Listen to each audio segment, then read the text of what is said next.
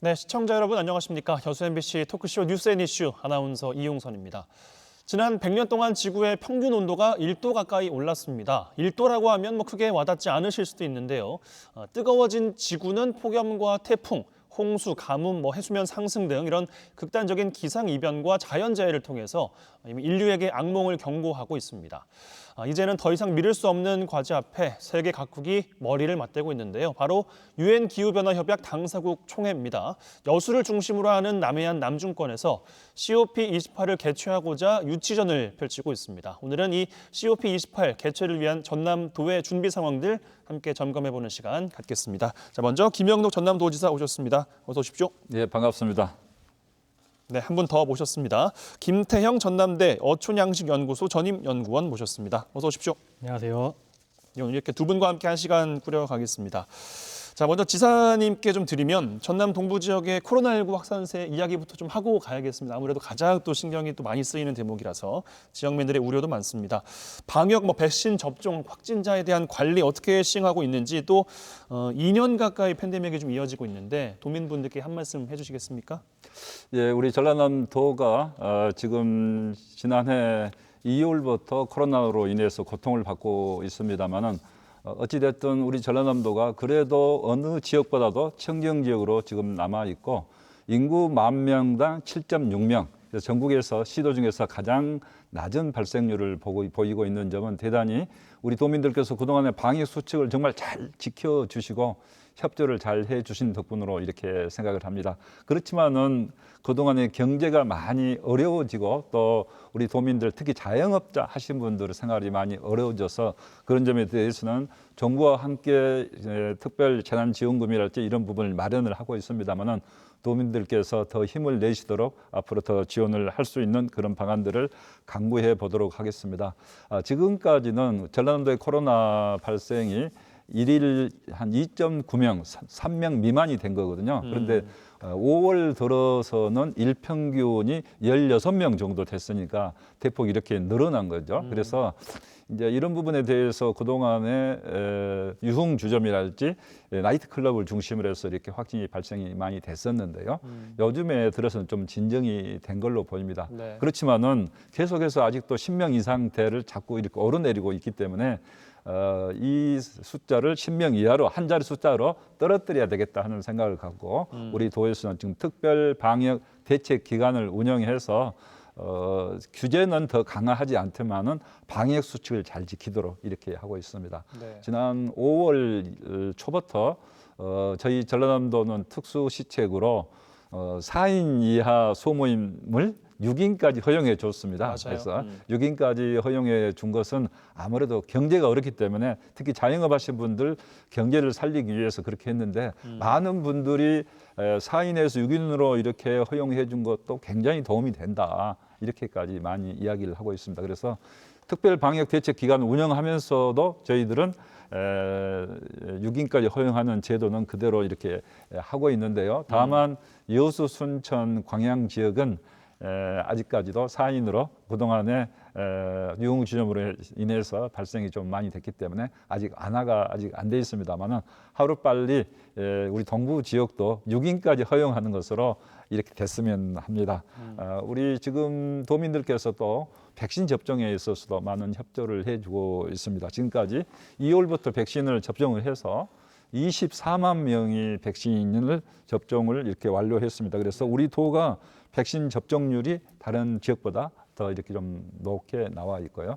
지금 현재는 백신 사전 예약을 받고 있는데요. 네. 우리 도는 73.4% 백신 사전 예약률을 보이고 있습니다. 전국은 58%. 우리 도가 이제 많이 높습니다만은 가능한 신속히 백신을 접종 완료할 수 있도록 우리 도민들께서 정말 국가에서 하는 정책을 믿고 좀 따라줬으면은 큰 도움이 될 수 있다 이렇게 생각합니다. 저희들은 9월까지 우리 도민의 70% 138만 명에 대해서 백신 접종을 완료해서 어느 정도 이제 저희들이 마스크를 벗을 단계에 직전까지는 최소한 갈 수 있도록 이렇게 해야 되기 때문에 많은 우리 도민들께서 백신 접종에 대해서 적극적인 참여가 있기를 바랍니다. 알겠습니다. 전남도의 또 안전함을 또 위해서 앞으로 또 힘써주실 것을 당부 말씀드리면서 오늘 주제 이야기로 좀 넘어가겠습니다.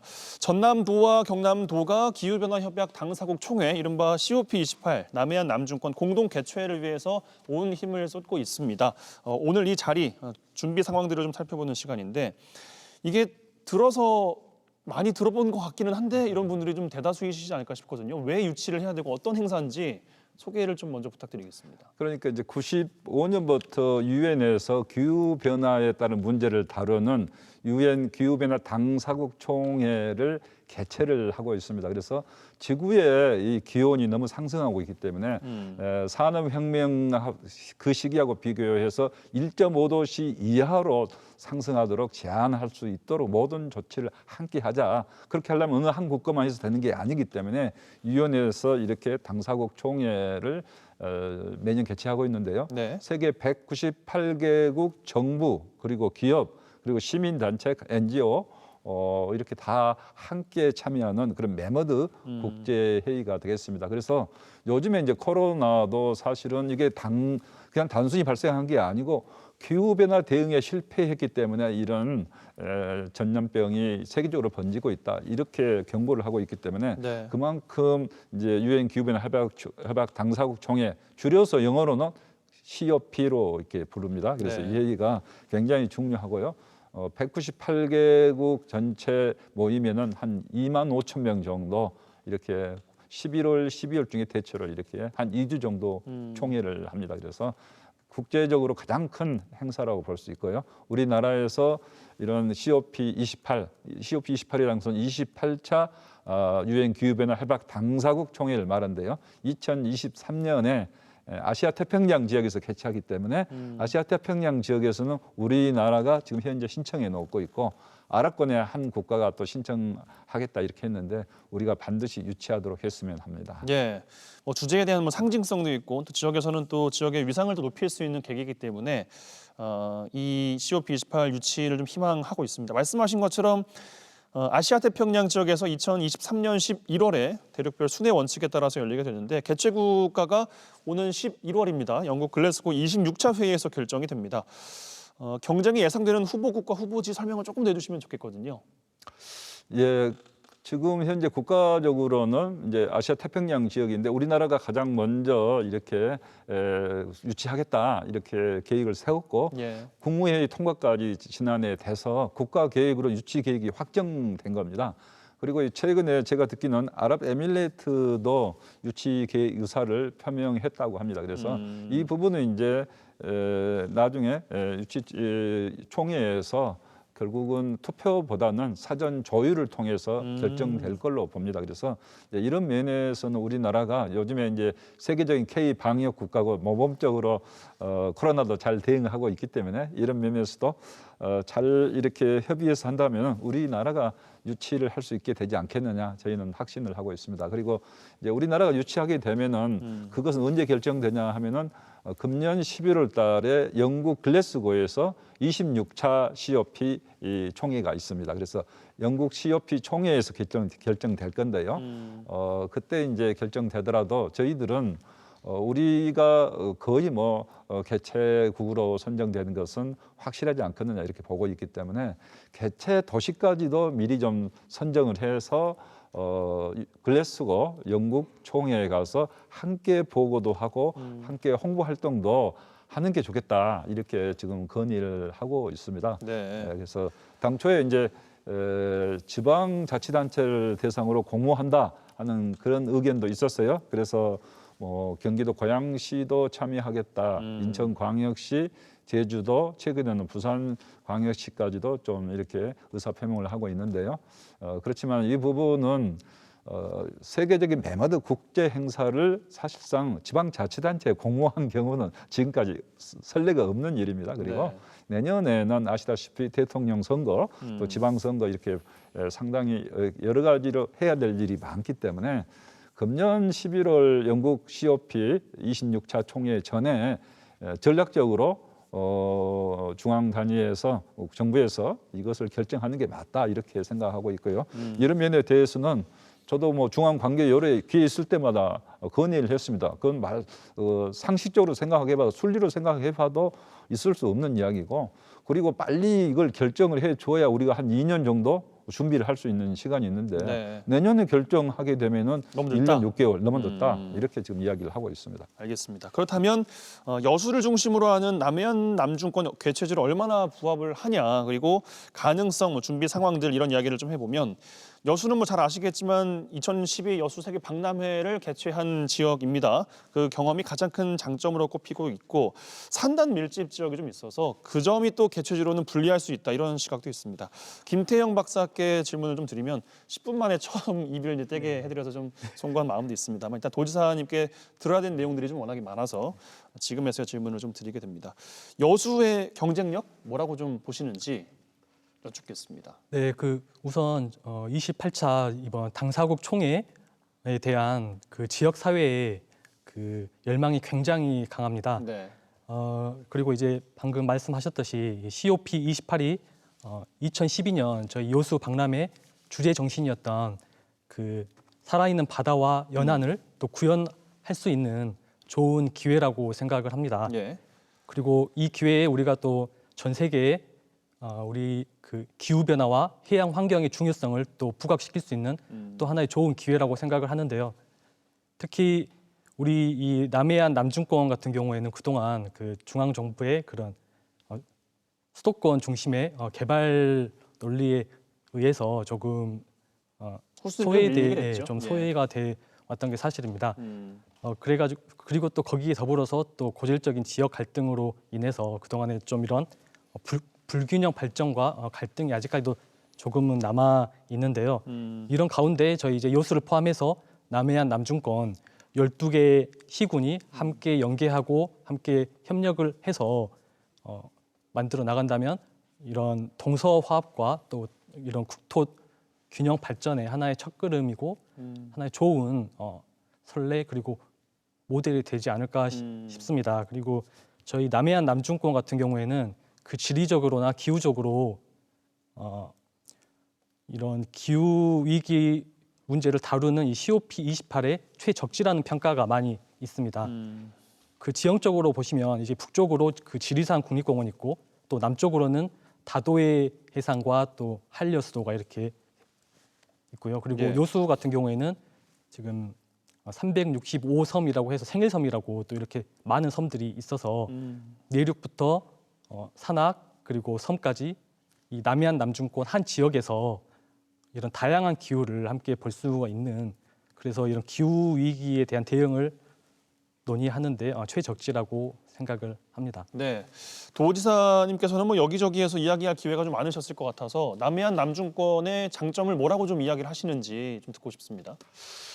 그 다 우리 김태형 박사께서 잘 말씀을 하셨는데요. 네. 그 전에 좀 한 가지 더 말씀드릴 게 있는데, 예. 아까 이제 그 COP28 이게 영국 글래스고 대 COP26 전에 결정해야 된다 그렇게 했는데, 이제 그런 부분을 관계 요래에 누차 말씀드렸고, 저도 지난 2월달에 대통령님께도 확실하게 그런 말씀을 건의를 드렸어요. 예. 그리고 최근에는 4월달에 환경부 장관이 광양 제철소 환경 문제 방문했을 때도 건의를 드렸고, 최근에는 김부겸 총리에 대해서도 그런 부분에 대해서 확실하게 건의를 드렸습니다. 특히 이제 우리 여수가 그만큼 준비를 많이 해왔고, 방금 김태형 박사 설명한 대로 여러 가지 장점을 많이 갖고 있기 때문에 네. 여수를 중심으로 한 남해안 남중권 12개 시군, 전남과 경남이 공동으로 개최하기 때문에 의미도 크다 하는 이런 말씀을 드렸고, 네.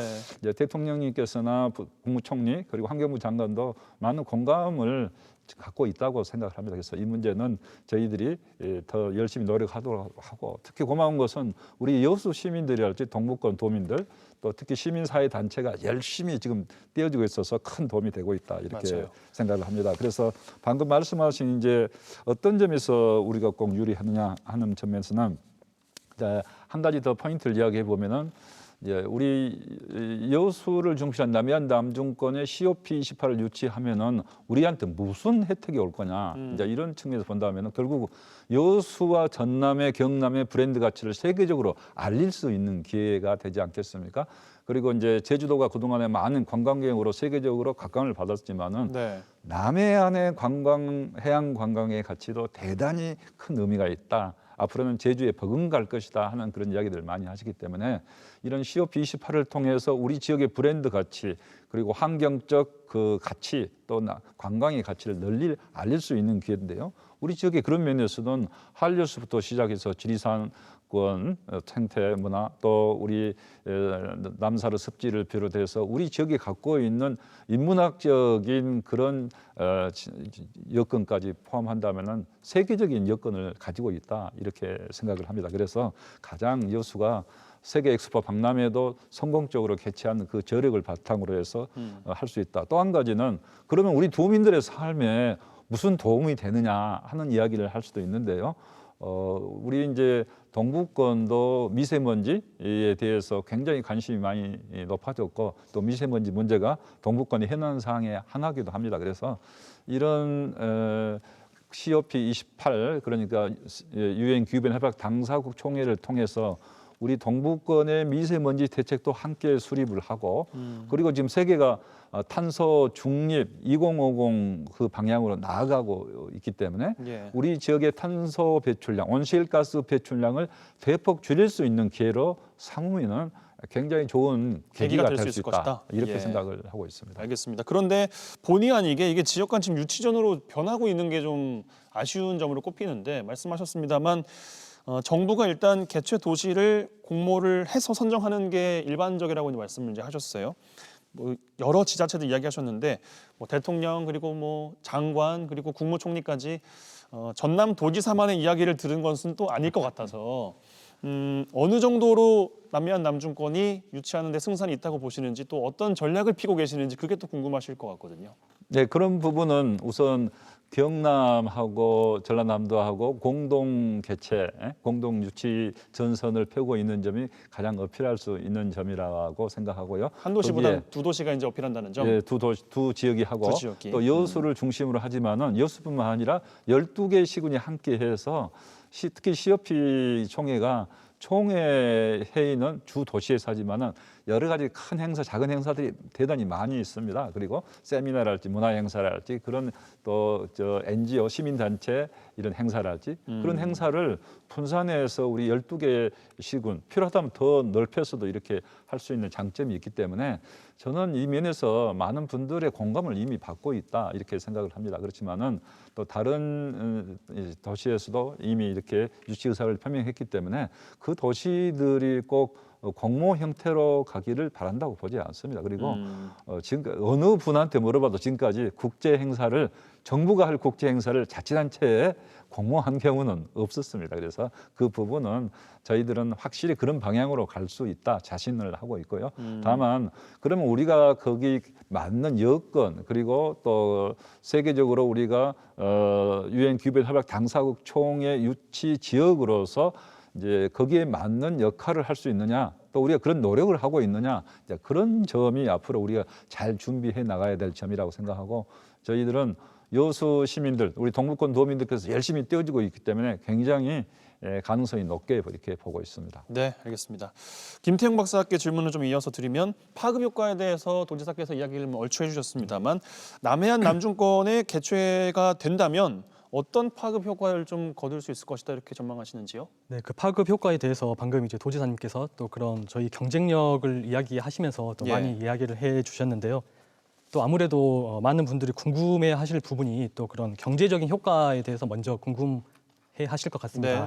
네. 그래서 저희 이제 남해안 남중권 이제 COP28 개최를 하게 된다면 그 비용 편익에 대해서 저희 이제 광주 전남연구원에서 이제 기존에 그런 조사한 결과가 있는데요. 예. 이제 비용 편익이 1 이상이 되면 그 사업은 이제 그 사업은 할만하다? 네, 할만하다라는 이제 결과가 있는데 2.6 이상이 나와서 그래요? 충분히 그런 이제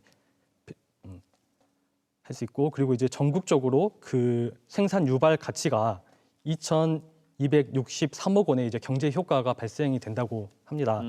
그리고 이제 남해안 남중권만으로만 또 이렇게 보면 생산 유발 효과가 전국의 이제 68.5%인 1,084억의 그런 경제적 효과가 있고 그 훨씬 또 200명 이상의 신규 고용 효과까지도 이렇게 있다고 하는데요. 예. 또 이런 경제적 효과뿐만이 아니라 우리가 이제 기후 변화에 우리가 선제적으로 대응을 함으로써 여수시를 비롯해서 이 남해안 남중권이 어떤 기후 변화나 환경 문제를 우리가 이제 선도해 나간다는 그런 세계적인 도시로 지역으로 그런 위상을 강화할 수 있다는 가장 큰 파급 효과가 있지 않을까 싶습니다. 네, 이렇게 파급 효과가 클 것으로 예상이 되는 COP28 어떻게든 좀 지역에서 유치했으면 좋겠다 이런 생각이 드는 또 오늘 시간이 되고 있는데 뭐 여기저기 건의할 것은 다 하고 참 뭐 간담회도 열고 토론회도 열고 많이 해 나가실 것 같습니다. 오늘 이 자리도 뭐 그 일환이겠습니다만 어떻게 활동을 앞으로 이어나가고 계실 예정인지 뭐 그간의 활동 정리도 그렇고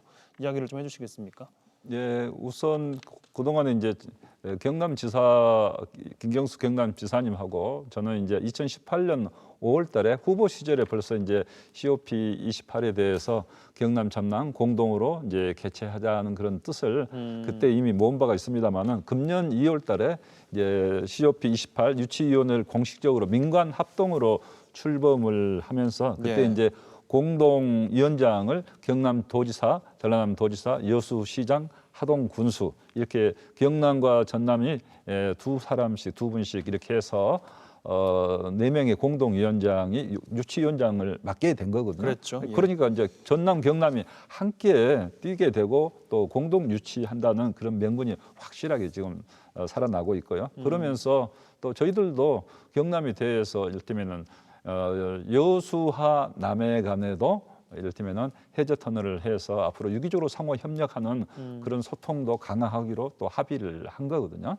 그래서 경남, 전남이 서로 상호 윈윈하는 행사가 될 수 있도록 하자 이렇게 하고 있고 또 우리 여수 쪽 시민사회단체, 우리 또 동부권 시민사회단체뿐만 아니라 경남 쪽 시민사회단체도 굉장히 지금 열심히 탄소 사냥꾼 운동이랄지 이러면서 열심히 뛰어주고 있기 때문에 네. 큰 힘이 되고 있습니다. 이런 모든 이 민관 합동으로 함께 뛰어야 된다 이렇게 생각을 하고요.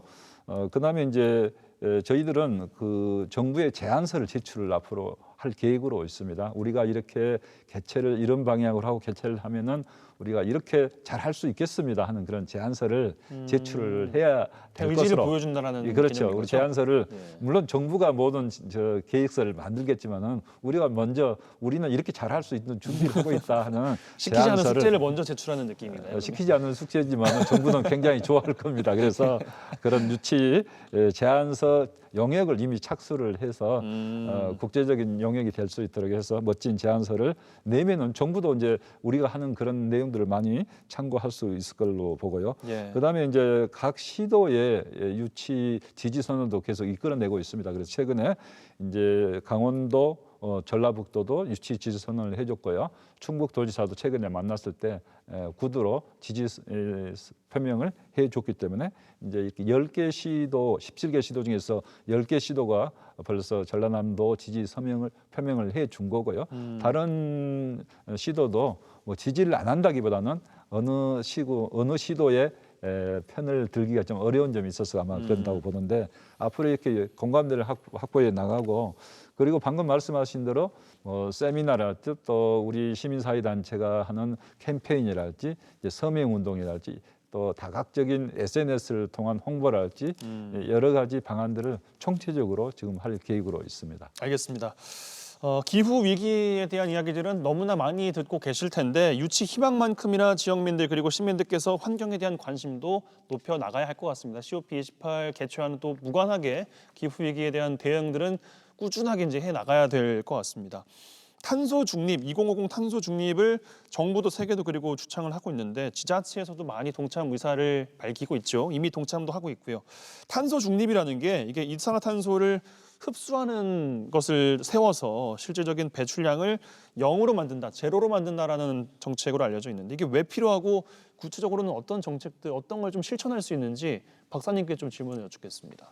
네, 우리가 그 탄소를 배출하기도 하지만 또 숲이나 그 바다를 통해서 또 탄소가 많이 이렇게 흡수가 되거든요. 네. 그래서 이 탄소 중립이라는 거는 우리 이제 인간이 어떤 활동을 통해서 이산화탄소가 배출량이 생기면 또 전 지구적으로 그 이산화탄소 흡수량이 균형을 이룰 때 우리가 이제 탄소 중립이 달성이 됐다라고 이렇게 이제 이야기를 합니다. 네. 그래서 우리가 이제 배출하는 온실가스를 또 이렇게 줄여야 하고 또 더불어서 그 남아 있는 온실가스는 어떤 숲 복원이나 아니면 해양에 있는 블루카본의 기술을 이용을 해서 그런 흡수량을 우리가 이렇게 증가를 시켜서 이제 실질적인 배출량을 0으로 만들어야 되는데요.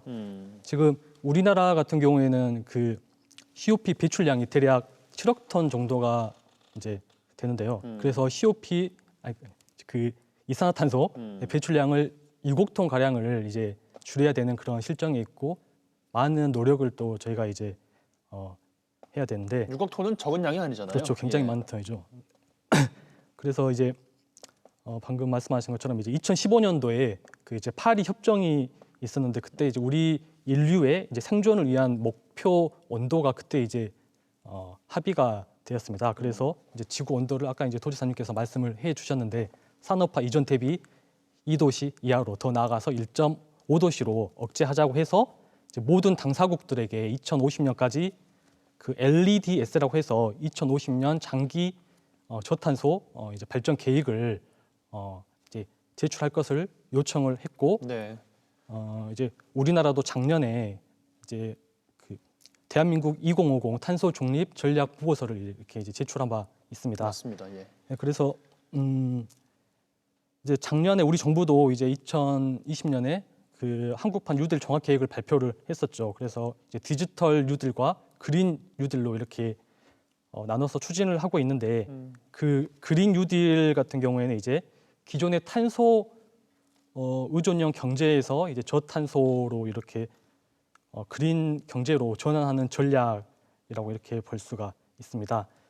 그래서 지금 이런 기후 위기를 논의하는 당사국 총회가 국내에서 이제 유치가 되면은 이런 우리나라의 그런 저탄소 정책인 그린 뉴딜의 정책을 좀 더 확산할 수 있는 계기가 되고 또 이와 관련된 산업도 더욱 좀 이렇게 활발하게 또 성장할 수 있는 그런 계기가 될 거라고 생각합니다. 예, 이 정책은 하면 좋겠다가 아니라 해야만 하는 정책이잖아요. 전남도에서는 어떻게 정책들을 펴나가고 계십니까? 그래서 김태형 박사님께서 잘 설명을 해주셨는데요. 이제 제가 그 중에서 좀 포커스 있게만 좀 설명을 드리면은 예. 이제 많이 배출하는 데가 여수 국가산단, 그렇죠. 뭐 광양제철소 뭐 이렇게 되지 않겠습니까? 그래서 여수 국가산단 같은 경우는 앞으로 이제 대기오염 총량제 지금 적용하고 있습니다. 대기오염 총량제를 적용하면서 이제 스마트 그린 산단으로 하겠다 정부와 함께 지금 이 계획을 세워서 추진하고 있는데 네. 결국 CO2 배출량을 대폭 감축할 수 있는 공정 개선을 스마트화하면서 함께 이룩한다는 그런 계획을 갖고 있고요. 그다음에 광양제철 같은 경우에는 이제 철광석을 석탄하고 같이 이렇게 해서 환원 작용이 일어나서 이제 철광석에서 이 철을 빼내는 건데 그러다 보니까 거기서 CO2가 많이 발생한 거죠. 석탄을 쓰기 때문에. 근데 이제 최근에는 수소를 써서 철광석에서 철을 빼내는 방법. 그렇게 하면은 물만 나오고 CO2가 안 나오게 되는 겁니다. 물론 많은 고정 설비 투자가 이루어져야 되겠지만은 결국 친환경 제철소로 가겠다 하는 게 광양 제철의 계획이고 네. 마찬가지로 여수 국가산선도 그렇고요. 이렇게 하면서 CO2 배출량을 줄이고 그다음에 이제 우리 동부 지역에 10기의 석탄 발전소가 있는데 이 부분도 점차적으로 2050년까지 단계적으로 전환해 나갈 계획으로 있습니다. 그리고 이제 친환경 수소 전기차도 이제 대폭 우리가 이제 보급을 해야 될 건데요. 2050년까지 35만 대를 보급할 계획으로 있습니다. 그래서 현재 상황을 보면은 이제 수소 충전소도 부족합니다. 이제 2개소밖에 안 되는데 예. 현재 7개소를 추가 건설 중에 있고 또 5개소를 물량을 또 추가적으로 배정받을 계획으로 있어서 수소 충전소랄지 전기 충전하는데 어려움이 없도록 신속하게 조치를 해나가면서 수소 전기차도 많이 보급이 되면은 그만큼 친환경 에너지를 쓰게 돼서 CO2 발생량이 많이 줄게 되는 것이죠. 그래서 우리 전남 지역이 전국에서 두 번째로 높은 CO2 발생량으로 보면은 9,200만 톤입니다. 그래서 방금 이런 조치들을 통해서 제로로, 네트 제로로 해 나가겠다는 게 2050 탄소 중립 선언이 되겠습니다. 예. 2050년 물론 올해가 2021년이어서 29년이라는 기간 동안 야 너무 이거 오래 걸리는 거 아니야 생각하는 분들도 계실 수 있겠습니다만 뭐 현장이랄지 또 단기간에 억제를 했을 때는 여러 가지 부작용도 나올 수 있어서 2050 탄소 중립 정책들을 좀 펴나가고 있는 것 같습니다. 시민들께서 하고 있는 실천 운동 가운데 하나로 아까 김 지사께서 이야기해 주셨습니다만 영호남이 공동으로 탄소 사냥꾼 실천 운동을 전개하고 있다고 말씀하셨거든요. 이 활동 어떤 건지 소개해 주시면 지역민들께서도 또 관심을 가지지 않을까 싶거든요. 그러니까 이제 우리 일상생활하면서 CO2 배출량이 우리도 모르게 많이 나오고 있는 거거든요. 그래서 예. 그런 일상생활에서 CO2를 배출할 수 있는 것을 우리가 추적해서 그것을 지어나가자. 그래서 탄소 사냥꾼처럼 탄소를 지어나가자 하는 운동인데요. 이를테면은 저희들이 음식물을 필요 이상으로 많이 이렇게 만들어서 남긴다는 거, 그것도 탄소를 많이 배출하게 되는 거죠. 쓰레기 처리를 해야 되니까. 쓰레기 처리를 해야 되고 네. 음식물 조리 과정에서도 산소가 배출되는 거고요. 그다음에 우리가 전열기랄지 또 우리 에너지 소비도 적게 하는 게 결국 탄소 소비를 줄이는 길이죠. 그다음에 네. 일회용 봉투 쓴다고 해가지고 지금 플라스틱을 많이 쓴다든지 이런 부분도 탄소 배출의 문제를 많이 발생시키기 때문에 장바구니를 사용한다든지 일회용 컵이랄지 일회용품을 많이 사용하지 않고 친환경적으로 본인의 컵을 가지고 다니면서 이렇게 한다든지 이런 것들이 다 결국은 탄소 배출을 줄이는 거고 그리고 대중교통 이용하는 거 가능하면 그런 부분도 결국은 탄소 배출을 줄이는 길이기 때문에 그러니까 대단한 일이 아니에요. 대단한 일이 아니고 우리가 일상생활에서 어떻게 보면 근검 전략하는 게 탄소 배출을 줄이는 탄소 사냥꾼 운동이다 이렇게 생각하시면 될 것 같습니다. 예, 알겠습니다. 탄소 사냥꾼들이 모두 다 또 되셔야만 우리가 또 환경에 대한 대비도 할 수가 있을 것 같습니다. 뭐 대단한 건 아닌 것 같습니다. 일상생활에서 하나씩 좀 신경을 써보자 이런 생각을 해보시면 좋겠는데요. 여수는 대표적인 해양 도시입니다. 기후변화 대응의 해법을 바다에서 찾고 있다고 하는데 아까 김태형 박사께서 블루카본이라는 이야기를 잠깐 꺼내셨어요. 이 기술에 대한 설명을 좀 해주시면 좋겠는데 전남 지역 갯벌이 우리나라 전체의 상당량을 차지하고 있고 이 산림보다 갯벌과 해조류가 온실가스를 더 많이 흡수를 한다고 들었어요. 이게 어떤 기술입니까? 네, 우선 그 블루카본에 대해서 말씀드리기 전에 그 일단 나무나 산림에 저장되는 탄소를 우리가 이제 그린 카본이라고 부르고요. 그린 카본. 네. 아. 그리고 석탄이나 우리가 이제 그 화석 연료에 함유되어 있는 탄소를 이제 블랙 카본이라고 그렇게 이제 부릅니다. 그래서 예. 이 블루 카본이라는 건 우리가 이제 연안에 서식하고 있는 그런 식물이나 퇴적물과 같은 그런 이제 해양 생태계가 탄소를 흡수하는 그런 이제 탄소 흡수체를 우리가 이제 블루 카본이라고 이렇게 이야기를 하는데요. 네. 이 블루 카본은 아까 말씀드렸던 그 그린 카본에 비해서 면적은 작지만 그 바다 전체에서 탄소를 흡수하는 비중이 절반을 차지할 정도로 굉장히 효율적이고 또 탄소를 그 흡수하는 속도도 이제 굉장히 빠르다고 이렇게 알려져 있습니다. 그래서 그리고 이제 우리나라 대표적인 이제 블루카본에는 이제 갯벌이 있는데요. 올해 보니까 이제 올해 4월에 이제 해양환경공단과 이제 기타 한 10개 기관이 4년 정도 이렇게 진행해온 연구 보고서가 나왔는데요.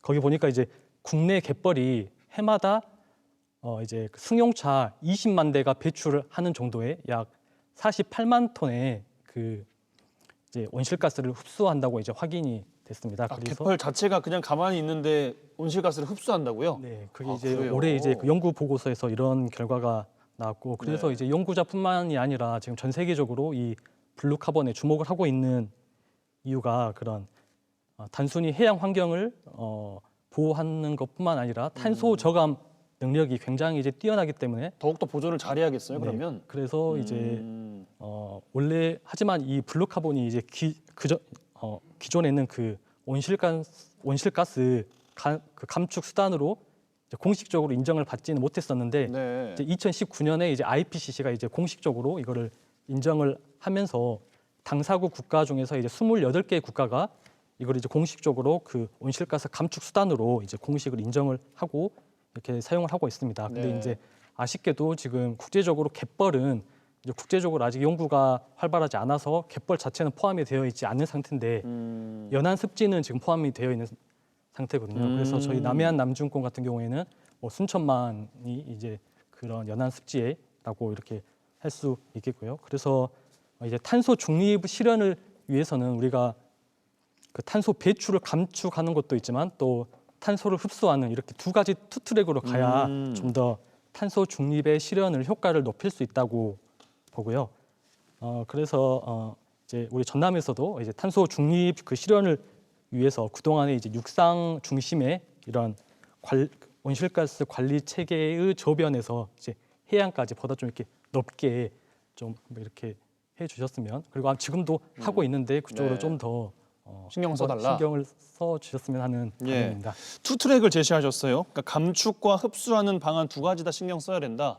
기존에는 그냥 그린 카본에 좀 신경을 썼다면 이제는 갯벌과 연안 습지를 중심으로 하는 전 처음 들었거든요. 이게 갯벌이 온실가스를 흡수한다라는 게 예, 그렇습니다. 굉장히 예. 중요한 것 같은데 어떻게 좀 예, 보셨는지. 그런 갯벌이랄지 또 우리 수생식물들이 굉장히 산소 배출량이 많고 CO2를 흡수하는 효과가 있기 때문에 이제 우리는 바다가 가진 천혜의 환경을 가지고 있기 때문에 굉장히 그런 면에서 유리한 거고요. 예. 그다음에 우리 연안에 하는 양식 사업들도 양식하는 것들도 사실은 CO2를 줄이고 산소를 배출을 할 수 있는데요.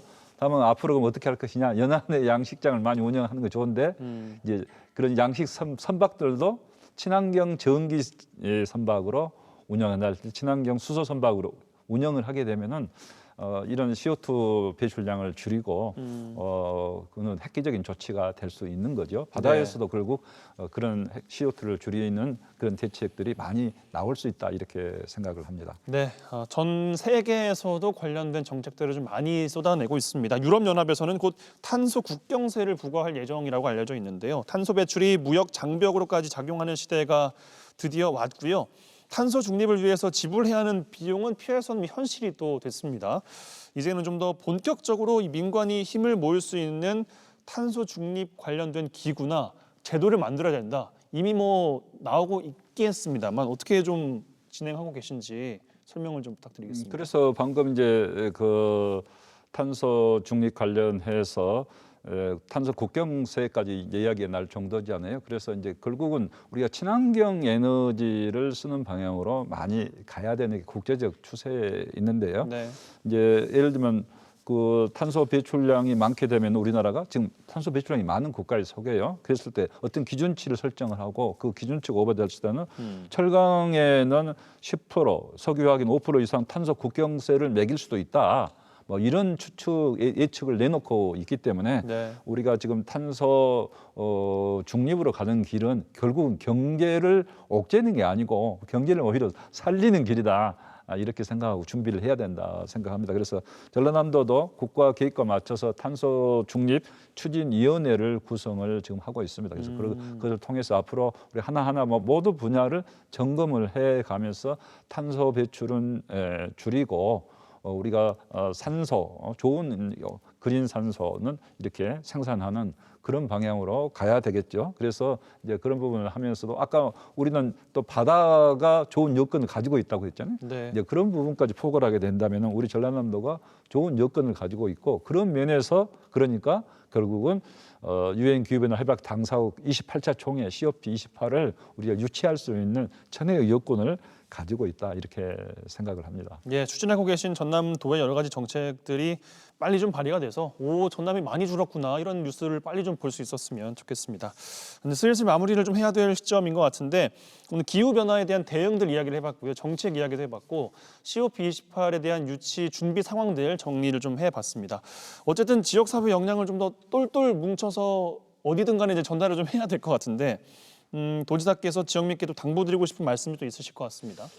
이렇게 이제 기후 변화 대응을 위해서 세계적인 추세 아니겠어요? 그래서 우리 전라남도는 이제 기후 변화 대응을 위한 노력을 이제 COP28 유치도 적극적으로 해야 되지만 실질적인 대책들도 함께 해야 됩니다. 그래서 재생 에너지를 많이 생산하고 재생 친환경 에너지를 많이 쓸 수 있도록 하는 거. 그러니까 저희들이 이제 뭐 지난 2월 달에 대통령 모시고 서남권 해상풍력 8.2기가와트 전남형 상생 일자리 비전 선포를 했잖아요.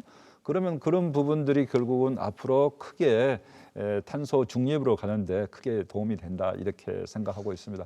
또 아울러서 한국에너지공과대학교도 지난 3월달에 특별법이 통과돼서 지금 이렇게 이제 우리 전남의 광주의 젊은이들에게도 꿈을 실어줄 수 있게 됐는데 이 부분도 결국은 탄소 배출을 줄일 수 있는 거, 친환경 에너지로 가는 거, 또 에너지 효율을 넓혀서 해상 풍력이랄지 또 태양광의 에너지 효율을 대단히 높이는 거, 또 수소 생태계를 구축하는 거 이런 데 있어서 세계 첨단의 기술을 이 대학에서 만들어낼 수 있게 하자는 거거든요. 그래서 그런 면에서 앞으로 우리 전남이 잘할 수 있는 여건들을 하나하나 이렇게 차근차근 토대를 닦아 나간다 하면은 우리 신재생 에너지의 허브가 전남이 될 수 있다.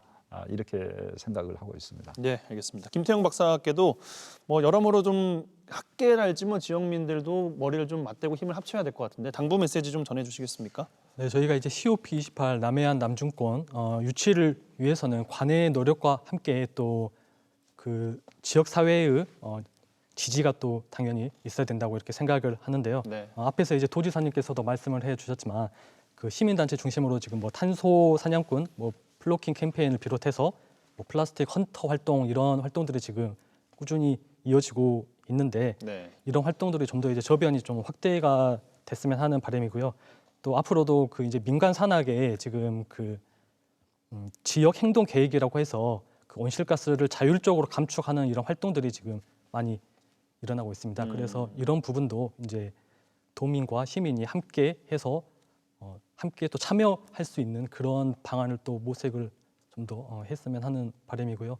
이런 밑거름을 통해서 저희가 꼭 COP28을 유치할 수 있기를 바랍니다. 네, 알겠습니다. 시간이 한 2분 정도가 남았는데 도지사님 또 나오셨으니까 많은 분들께서 도정은 그래서 요즘에는 뭐 어떻게 운영하고 있나 궁금하실 것 같거든요. 관심 가질 만한 뭐 정책 같은 것들 추진하고 계신 게 있으면 설명할 시간 조금 드리면서 마무리 인사까지 좀 부탁드리겠습니다. 네, 이제 우리 전라남도는 가장 이제 당면한 과제는 역시 코로나19를 잘 극복하는 것이고요. 네. 또 우리 도민들께서 코로나로 인해서 어려움을 당하신 부분들을 좀 지원해서 풀어드리는 길이라고 생각하고 그런 면에서 저희들이 이제 6인까지 소규모 모임을 허용을 했습니다만은 좀 더 우리가 잘해서 8인까지 허용이 돼서 좀 우리 자영업 하신 분들에게도 좀 기회가 되어지고 지역 경제도 좀 돌아갈 수 있게 되도록 더 열심히 방역을 잘 하겠다는 말씀을 드리고요.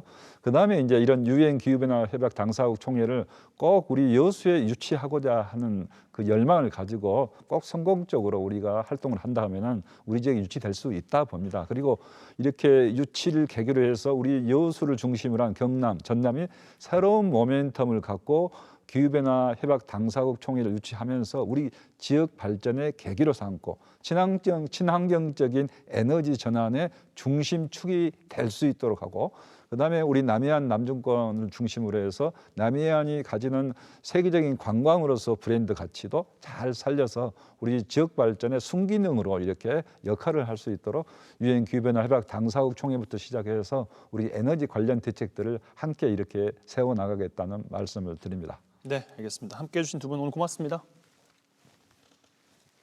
네, 기후 문제의 심각성에 대해서 조치가 필요하다는 건 모르는 분들은 안 계실 겁니다. 그런데 실천하기는 참 어려운 일인 것 같습니다. 그런데 지금 우리가 당장 변하지 않으면 앞으로는 우리 미래를 담보할 수 없을지도 모르겠습니다. 뉴스앤이슈 함께해 주신 여러분 고맙습니다.